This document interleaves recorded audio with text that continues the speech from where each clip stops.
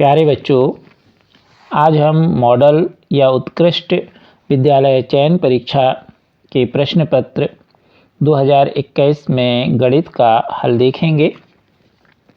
इसके पहले हमने आपको 2022 और 2021 के प्रश्न पत्र के हल भेज दिए हैं। आप हमारे चैनल की प्लेलिस्ट में जाकर के इन वीडियो को देख सकते हैं। साथ ही नेशनल अचीवमेंट सर्वे NAS के वीडियो भी हमारे चैनल में डले हैं। आप उन वीडियो को भी देख लीजिए, क्योंकि वो प्रश्न भी इसी प्रकार के चयन परीक्षा से संबंधित हैं। अभी तक आपने हमारे चैनल को सब्सक्राइब नहीं किया है तो कर लीजिएगा। प्रश्न पत्र 2021 के अंतर्गत गणित वाला भाग देखें तो किसी भी चतुर्भुज के चारों कोणों का योग होता है। तो आपको मालूम है कि त्रिभुज के तीनों कोणों का योग 180 अंश और चतुर्भुज के चारों कोणों का योग 360 अंश होता है, इसलिए इसका सही विकल्प होगा डी। 82 नंबर वाला प्रश्न देखें। आकृति में x अंश का मान होगा। तो यहाँ एक त्रिभुज बना है और ये उसके बाह्य कोण दिए हैं x 125 125। अब किसी भी बहुभुज के बाह्य कोणों का योग 360 अंश होता है। इस वाले सूत्र का हम प्रयोग करेंगे। अब चाहे त्रिभुज हो, चाहे चतुर्भुज, चाहे पंचभुज, तो हम यहाँ बाह्य कोण जोड़ देंगे। x धन 125 धन 125 बराबर 360। अब 125 में 125 जोड़ेंगे तो हो जाएंगे 250। तो x धन 150 बराबर 360 या x बराबर 360 ऋण 250। तो x का मान आएगा 110 अंश, यानी इसका विकल्प सी वाला सही है, 110 अंश। अब देखें 83 नंबर वाला प्रश्न। 12,600 रुपये का 2 वर्ष के लिए 10% वार्षिक ब्याज की दर से चक्रवृद्धि ब्याज ज्ञात कीजिए। तो चक्रवृद्धि ब्याज का सूत्र लगाएंगे मिश्र धन में a बराबर p, कोष्टक में 1 धन r बटे 100 पर n की घात, मान रख देंगे a बराबर 12,600, कोष्टक में 1 धन 10 बटे 100 पर 2 की घात। हल कर लेंगे तो a बराबर 12,600 गुणे, और अब कोष्टक को हल करेंगे तो आएगा 100 धन 10 बटे 100 पर 2 की घात, या हम इसी को लिख सकते a बराबर 12,600 गुणे 2 की घात लगी है तो 110 बटे 100 110 बटे 100 2 बार गुणा के रूप में लिख देंगे। अब काट दीजिए तो a बराबर आएगा 15,246। अब यहाँ पर चक्रवृद्धि ब्याज का सूत्र है a ऋण p। तो a का मान रख देंगे 15,246, p का मान 12,600 घटा देंगे तो आएगा 2,646, यानी इसका सही विकल्प होगा सी वाला। अगला प्रश्न हम देखें 84। 25 विद्यार्थियों में से 72% विद्यार्थी गणित में रुचि रखते हैं।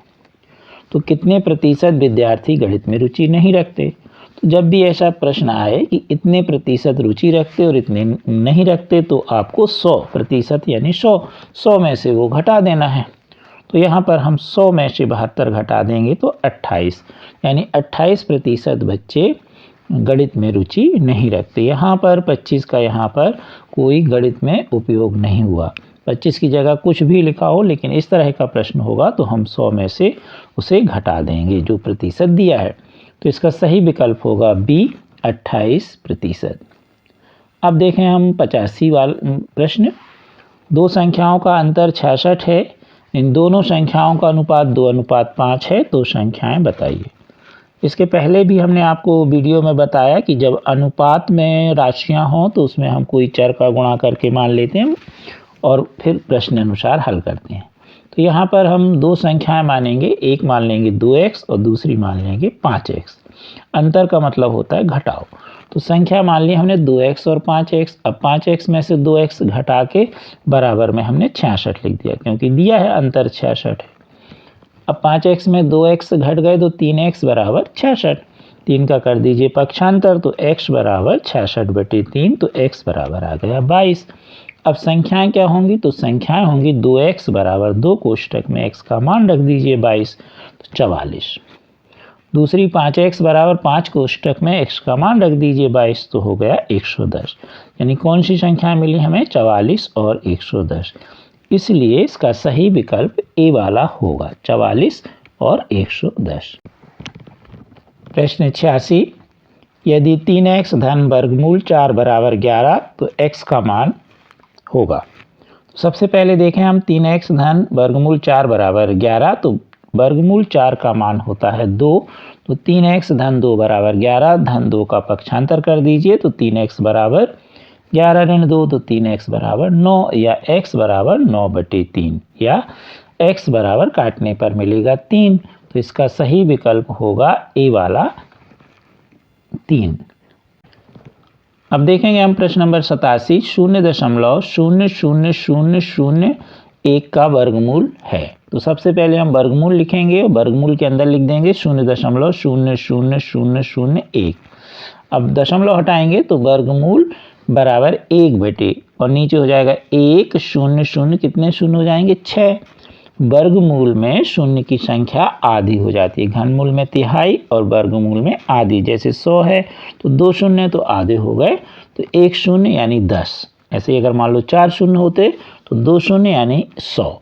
तो यहाँ पर हम 6 शून्य है तो 6 में से 3 ले लेंगे, यानी 1/1000 इसका वर्गमूल हो जाएगा। अब 1 में 1000 का भाग करेंगे तो आएगा 0.001, तो इसका सही विकल्प होगा बी वाला 0.001। अब देखें हम प्रश्न नंबर 88, यदि x वर्ग धन 12x धन 36 का एक गुणनखंड x धन 6 है तब दूसरा गुणनखंड क्या होगा?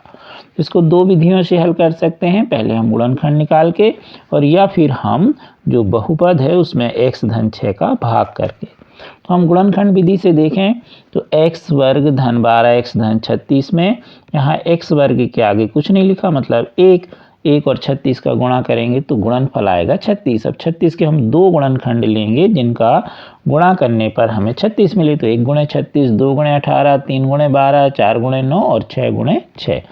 अब ये मध्य पद यानी 12 के बराबर होना चाहिए। जोड़ घटाना इनमें से जो भी आप गुणनखंड लें। अब हमने इतने सारे निकाले हैं, आपको नहीं निकालना है, आपको जब बनने लगे तो सिर्फ वही गुणनखंड लिख लीजिए।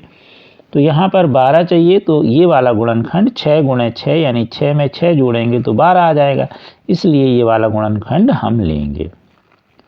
अब यहाँ x वर्ग ज्यों का त्यों धन, अब 12x को हम क्या लिख देंगे? धन 6x धन 6x इस गुणनखंड के रूप में, और धन 36 ज्यों का त्यों। पहले दो पद के नीचे अंडरलाइन करेंगे और कॉमन ले लेंगे उभयनिष्ठ, तो x उभयनिष्ठ आ गया, तो यहाँ से बचा x धन 6। अब इस कोष्टक को x धन 6 को थोड़ी दूर लिख देंगे। अब यहाँ पर जो चिन्ह है धन का धन लगा देंगे, और यहाँ 6x है तो इस x से x कट जाएगा तो 6 बचेगा, तो आ जाएगा धन 6। अब x धन 6 हम उभयनिष्ठ ले लें तो उभयनिष्ठ आ गया। अब यहाँ से बचा x और यहाँ से बचा धन 6, तो कोष्टक में x धन 6, तो ये दो गुणनखंड हमें मिले। तो एक गुणनखंड आपको x धन 6 था, तो दूसरा भी क्या है? x धन 6, इसलिए इसका सही विकल्प होगा बी।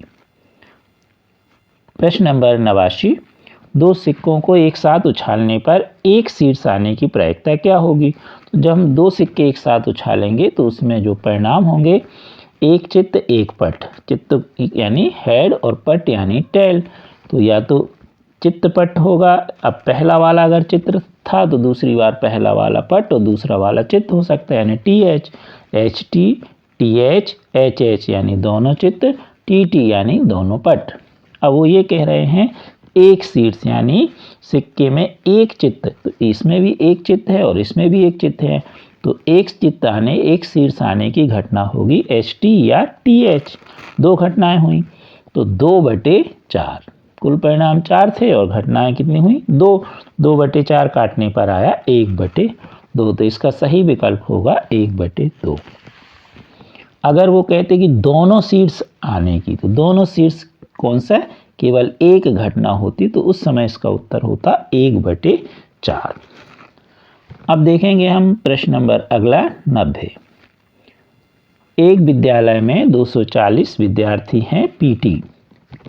पीटी में इस प्रकार खड़े हैं कि पंक्ति व स्तंभों की संख्या समान है तो पंक्तियों की संख्या ज्ञात कीजिए। इस तरह का सवाल आपको पुस्तक में कई प्रकार से दिए हैं, जैसे पौधे हैं और पौधों को हम क्यारी में लगाएं, तो इस तरह चाहे बच्चे हों चाहे पौधे हों या कोई भी चीज़ एक इस प्रकार रखी गई है कि पंक्ति और स्तंभों की संख्या समान है, तब पंक्तियों की संख्या क्या होगी, या एक पंक्ति में कितने बच्चे खड़े हैं, तो यही सूत्र लगेगा।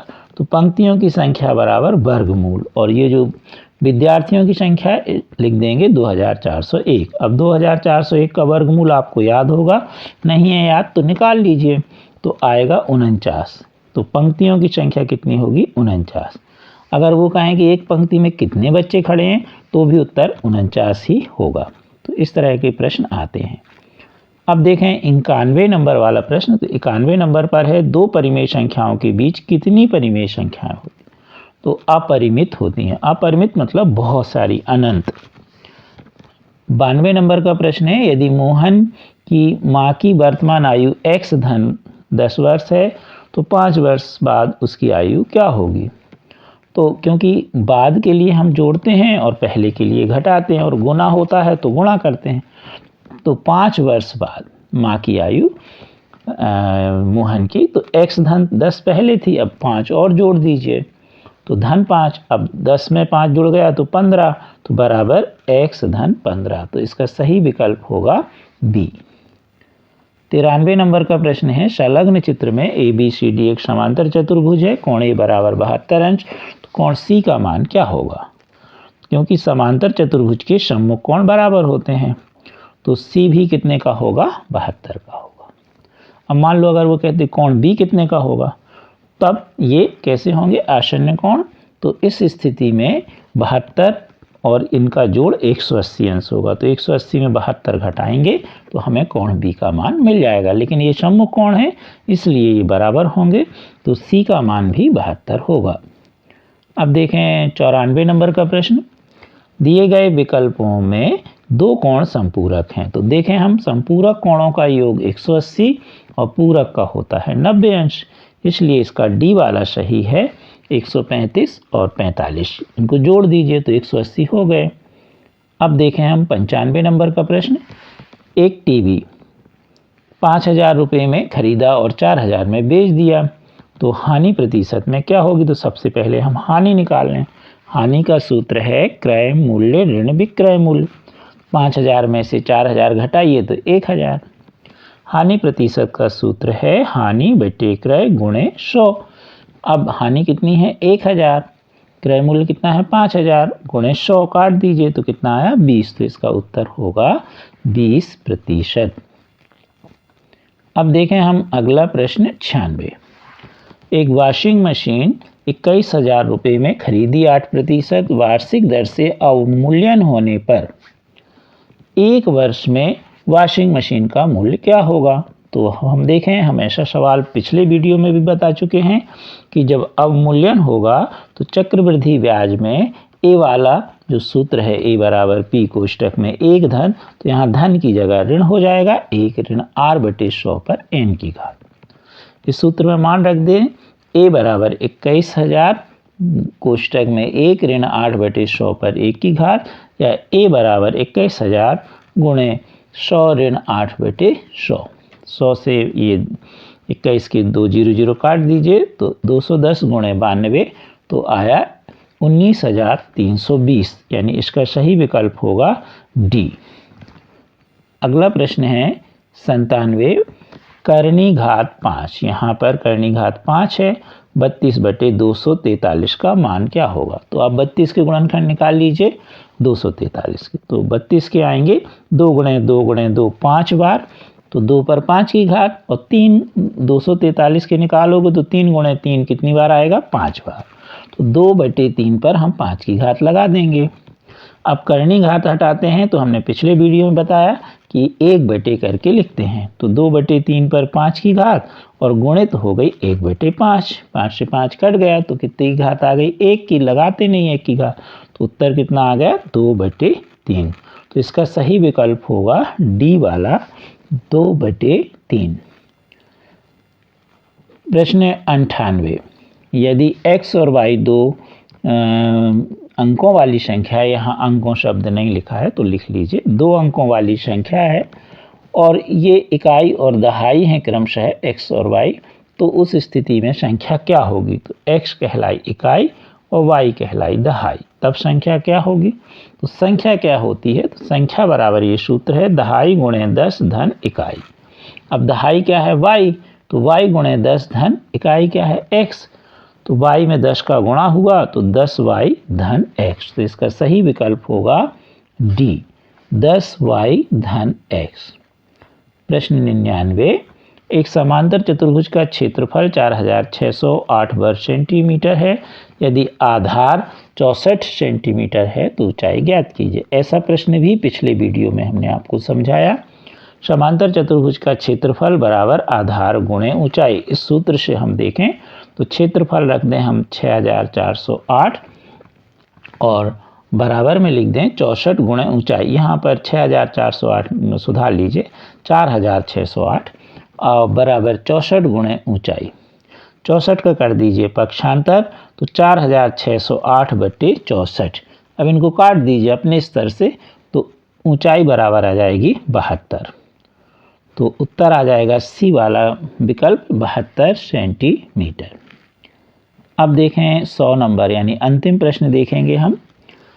शंकु की तिर्यक ऊंचाई का सूत्र, तो वास्तव में ये 8वीं तक के कोर्स में तिर्यक ऊंचाई नहीं है, परंतु यहाँ पर आपको दी है तो हम सूत्र बता दें। तिर्यक ऊंचाई L बराबर करनी h वर्ग धन r वर्ग होता है। आप हमारे YouTube चैनल की प्लेलिस्ट में जाकर के सभी उत्कृष्ट विद्यालय की चयन परीक्षा की वीडियो देख सकते हैं। साथ ही हमने आपको बताया नेशनल अचीवमेंट सर्वे NAH की वीडियो भी डले हैं, तो उन्हें भी देख लीजिए, निश्चित तौर पर आपका चयन होगा। आप हमारे चैनल को शेयर सब्सक्राइब अवश्य कीजिए। Thank you.